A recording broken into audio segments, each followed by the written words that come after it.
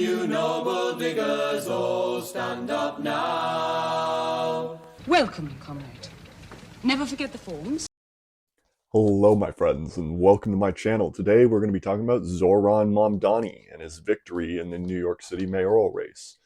I don't want to poo-poo everyone's fun too much, but this isn't a good thing. It's not a good thing.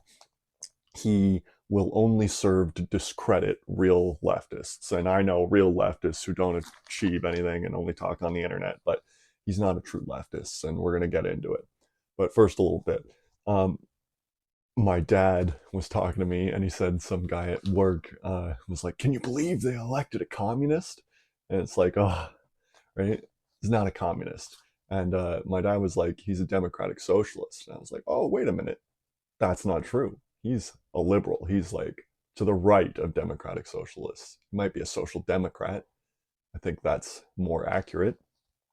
But he would never vote to have a revolution. He likes his class position. He just wouldn't.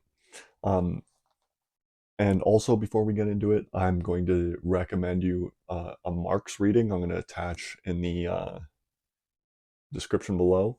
And the Marx reading is the Central Committee's address to the Communist League, 1850.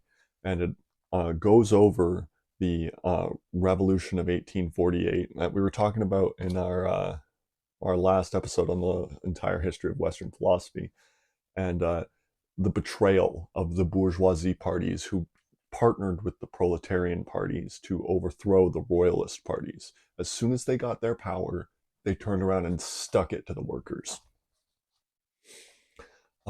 But we don't need some complicated thing to say that Zohran's a traitor already. He partnered with a Zionist, and he's also when he was campaigning, he got on stage with the Zionist, and then also he's refused to fire a police commissioner who was an out-and-out Zionist. Oh, and finally, he blames Hamas for the genocide. Right? So this is not a good person. Very, very clear. Of course, I condemn Hamas. Of course, I've called October 7th what it was, which is a horrific war crime. And of course, my belief in a universality in international law is also the same set of beliefs that have led me to describe what's happening in Gaza as a genocide. In fact, he's already so compromised, I consider him distasteful. And so, even if he was a democratic socialist, right? And he's not. We've just shown that. With those three examples we've shown, he's way to the right. He's way to the right.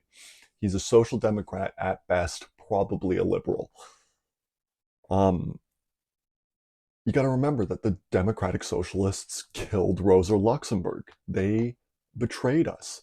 It's there. It's in the historical record. There's nothing they can do to overcome that precedent.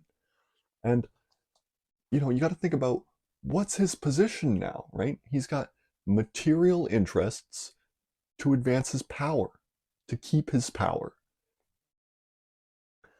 Those material interests are not the workers anymore.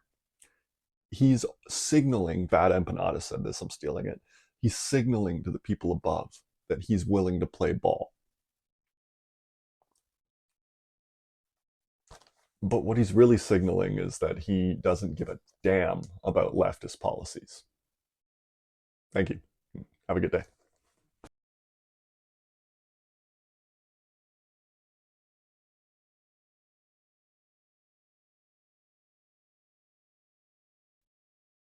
Hello, you've made it to the end of the video. Thank you. This channel has one mission: to prevent civilizational collapse associated with climate change, to prevent 100 million refugees by 2035, to stop 7 billion from starving to death by 2075. And we will do this through one main vehicle. We mean to unite the Anglosphere. We will do this by convincing the Commonwealth of His Majesty King Charles III to apply for statehood as one. And then with this new power, we will be able to negotiate in good faith with the rest of the world on how to tackle this crisis. Thank you and enjoy.